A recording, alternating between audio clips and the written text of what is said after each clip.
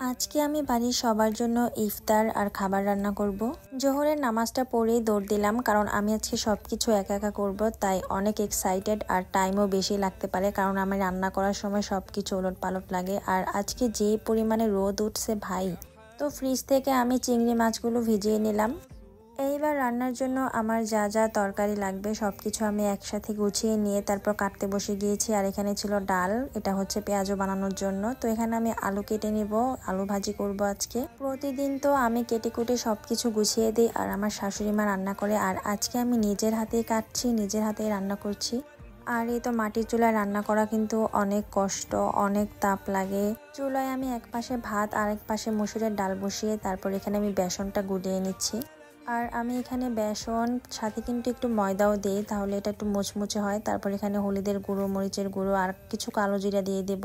আর ছিল সামান্য সোডা, এই সোডা না দিলে কিন্তু আপনার ভাজাটা মুচমুচে হবে না। আর লবণ, এটা কিন্তু খাবার সোডা, আপনারা মুদি দোকানে গেলে পেয়ে যাবেন। আর এগুলাকে আমি এখন শুকনো উপকরণগুলি খুব সুন্দরভাবে মিক্সড করে তারপর এখানে অল্প অল্প পরিমাণে পানি দিয়ে খুব সুন্দর একটা ব্যাটার তৈরি করে নেব।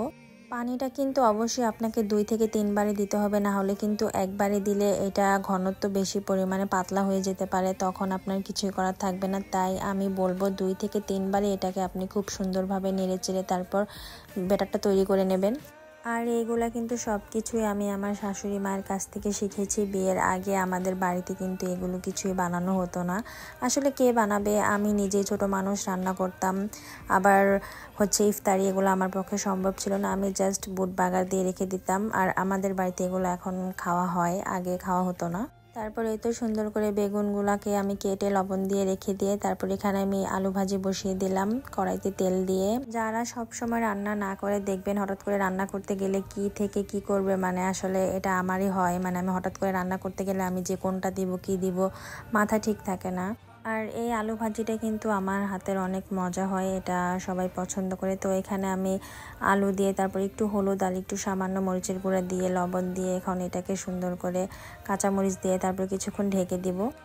আর রমজান মাসে যেহেতু একটু রান্না বাড়া বেশি আর ভাজা পোড়ার আইটেমগুলো একটু এক্সট্রা করতে হয়, তার জন্য একটু তাড়াহুড়া তো অবশ্যই লেগে যায়। তো এই তো আমার ভাজিটা কিন্তু এখন হয়ে আসতেছে। তো এখানে আমি ডালটাও নামিয়ে নিলাম। আর এখন আমি বসিয়ে দেব হচ্ছে চিংড়ি মাছ ভোনা। যদিও চিংড়ি মাছগুলো অনেক ছোট ছিল, কিন্তু খেতে কিন্তু ভীষণ মজা ছিল। আর এই চিংড়ি মাছগুলো কিন্তু নদীর মাছ ছিল, আর নদীর মাছ কিন্তু খেতে এমনি মজা হয়। আর এর মধ্যে আর কোনো ক্লিপ নিতে পারিনি, কারণ রান্নার সময় অনেক দেরি হয়ে যাচ্ছিল, তাই তাড়াতাড়ি কোনো রকমে আমি ভাজা ভুজা সব কমপ্লিট করতেছিলাম।